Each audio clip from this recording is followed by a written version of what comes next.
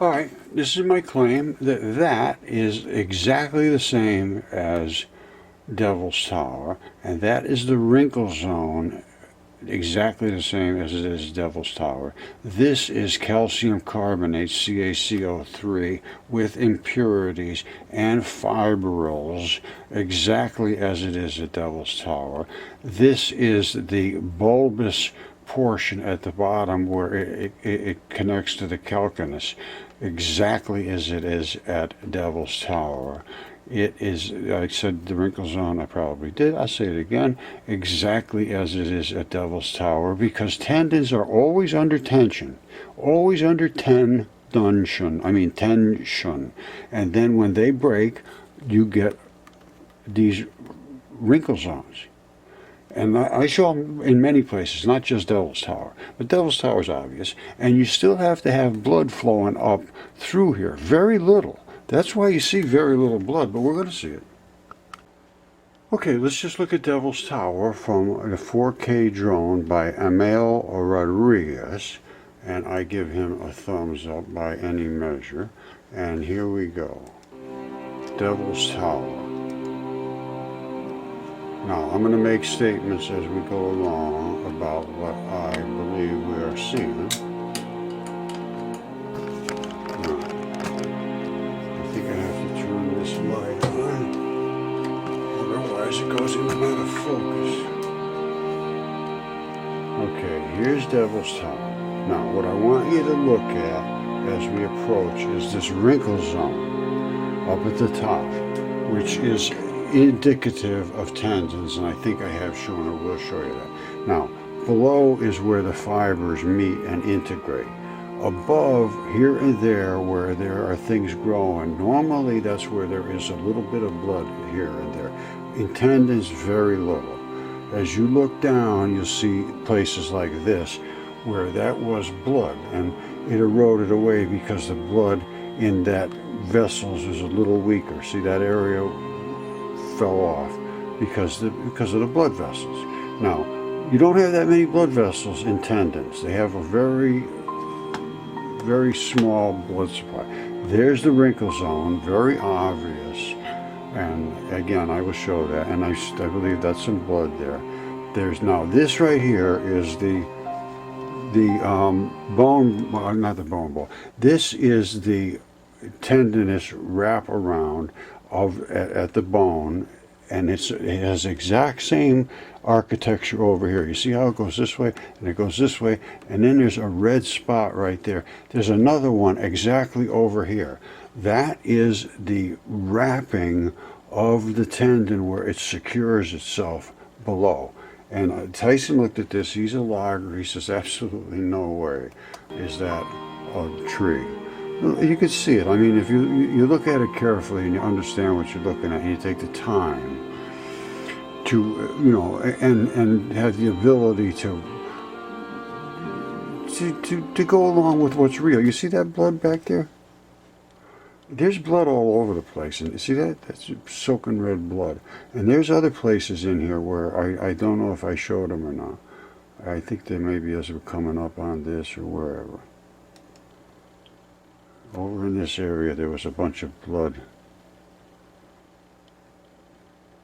There it is over here. See it? All right, this is the thing.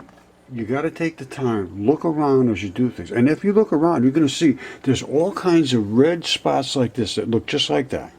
And they're all over the place around here. Now this, usually they say, oh, how come there's only 1 foot? Well, a big creature like this, normally what I find, and I think is happening, and it's just a guess, is that 1 foot is so deep in the mud that they try to get the other one out, and one of them is, this is still kind of deep in the mud. This is not right way at the top of the surface. You see that? The whole foot is down underneath. That's way up, just right at the crest of, you know, where the foot starts to hook out. Now, the other one is so deeper that you're not going to see it. It's underneath somewhere around here, or you might find it. Anyway, I'm going to leave it at that. This is what's happening at Devil's Tower, and I believe I've shown enough evidence to support what I'm saying. All right, everybody knows what Devil's Tower looks like, and it has all these hex fibers, and they have them everywhere, and they come right down to very, very almost nothing, but they still have that kind of hex look to them. Now, that is what tendons are built like, and that's what they do in the body, is they're under tension, and then when they get cut, they get those fibers that wrinkle. Now here, this is the beauty of this channel, as I get people keep sending me stuff, and I just did this one on giant details on Devil's Tower. Devil's Tower is a giant. See, there's the wrinkle zone. It's 28 minutes long, this one. Maybe this was the one you should come up and see. And then Machu Picchu, a new examination of that, extremely revealing. And all of this stuff now. Atlantis is found. I found it on an ancient map. This is the place now, Mudfossil University, and I'm serious. I mean, I know it's a bold and a brash statement, but literally, Mudfossil University is the #1 university in the known universe that we know of, or that anybody I know of knows, that is factual and true and presents everything, material evidence and support, and looks into the ancient texts and the documents and the things that were written as if they have any validity. And guess what? They're valid as hell.